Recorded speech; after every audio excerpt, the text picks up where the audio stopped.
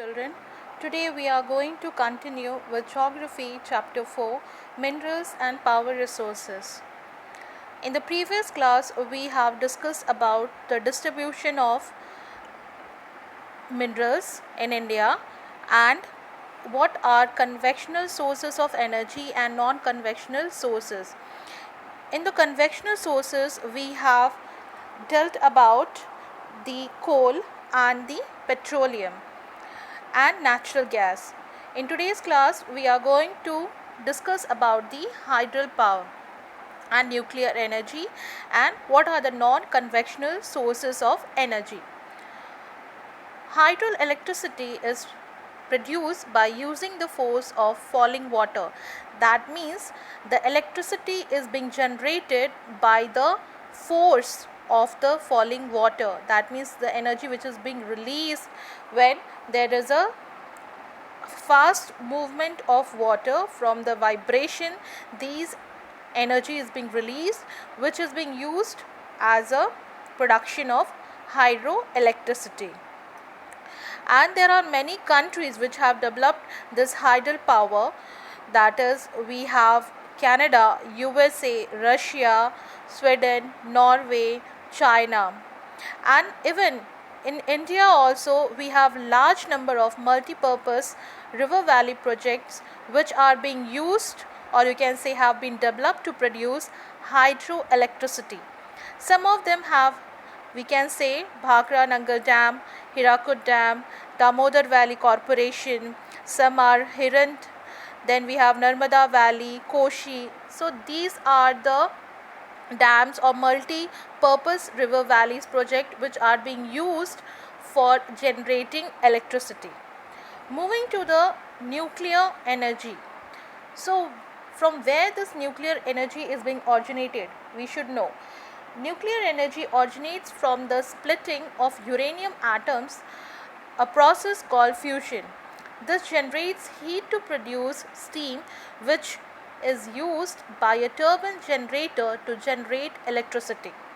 So this is being, you can say, energy released during the nuclear fission or fusion, especially when used to generate electricity.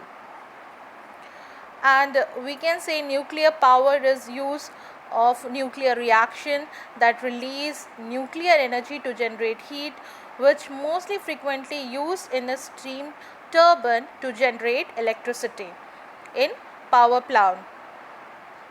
And there are some countries, you can say, which are have produced electricity from nuclear energy. The first nuclear power station to generate electricity on a commercial basis was UK in 1956, and the other countries who were in the process of generating or have generated nuclear energy were, we have Japan, Germany, Russia, France, Sweden, Canada, Australia, even India, Pakistan, Iran, and many other countries has started developing this nuclear energy for generating electricity. Moving to the India's part, there are various regions where nuclear energy stations have been generated, or you can say planted there. In which region you can see here, it's not clear, but you can see it in here. It is Karapar Atomic Power Station. Then in Rajasthan we have Rajasthan Atomic Power Station. Then we have in Uttar Pradesh as Narora Atomic Power Station. In then we have nuclear power in Madras, and we have then in the Karnataka region we have Kaiga generating station. In Maharashtra we have Tarapur atomic power. So these are the power stations which are found or planted in India. So these are the regions. So you should know these are the important regions where nuclear energy is being planted and that is being used to generate electricity in our country. Moving to the non-conventional sources of energy, and this is a energy which is in great demand nowadays because it is eco-friendly and it has gaining more importance than the conventional sources of energy.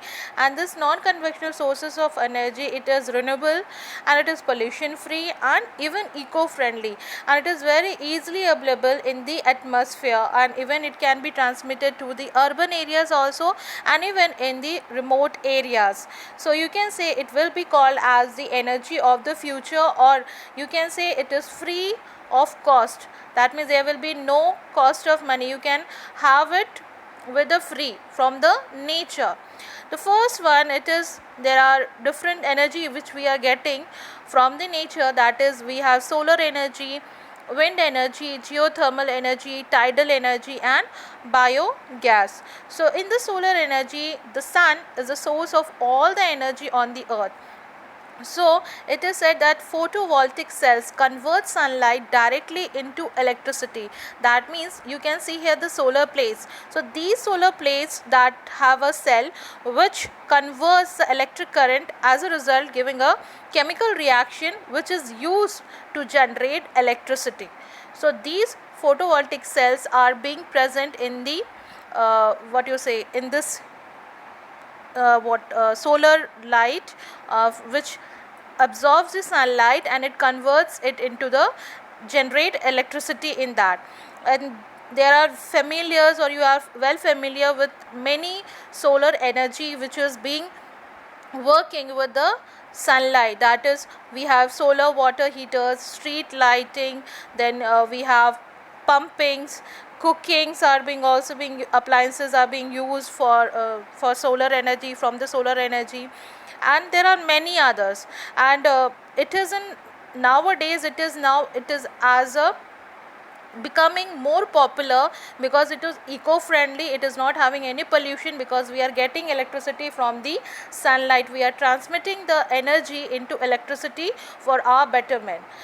Moving to the other, that is wind energy. It is also a non-conventional energy that is inexhaustible. That means it does not exhaust, it can be used for more periods. And it is said that there are wind farms is being made, and farms are being made which have windmills have been set up in many areas. You can see in this picture that this type of farm is being set up, in which there are large quantity of windmills are being set up, which does not allow, or you can say passes the strong and steady winds in which they generate electricity. So these are the function, you can say, from the wind they are generating electricity and they are providing us. So wind farms have been used in set up in the coastal areas or in the mountain passes, or you can say any areas which are having a gusty, steady or a strong winds, which can help us to, you can say, generate electricity. And this wind energy is very cost free power which can be used, or you can say it can be available anytime, because the winds move everywhere, or you can say the air which you say, which is being generated to provide electricity. So Netherlands is the first country to enhance harness wind energy with the help of windmills. You can see the picture that how it helps in. And the other countries which are also following this formation of wind energy, they are, you can say, Germany, Denmark, UK, China, USA, Spain, and even our India is also trying to follow this type of energy to convert electricity, because it will be a eco-friendly energy and it is cost free. Without any cost, it can be easily available and you don't have to pay so much. So it can be conserved and it can be utilized for the future generation. Moving to the geothermal energy.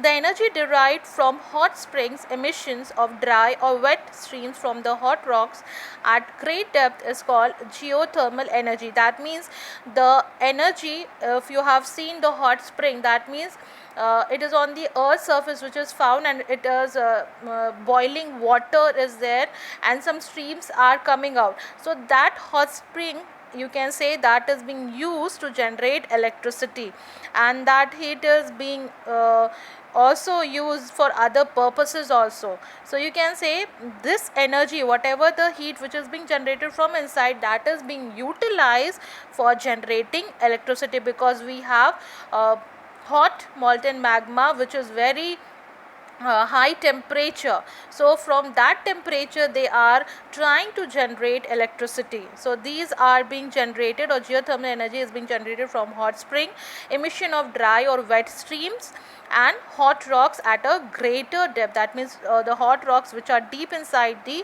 earth, that is being used to generate geothermal energy. And the USA and Iceland are the leading producer of geothermal energy. Even our country also is being also using this, trying to uh, develop this geothermal energy. And many other countries, they are like Japan, Italy, then we have New Zealand, Russia, Turkey, and many others.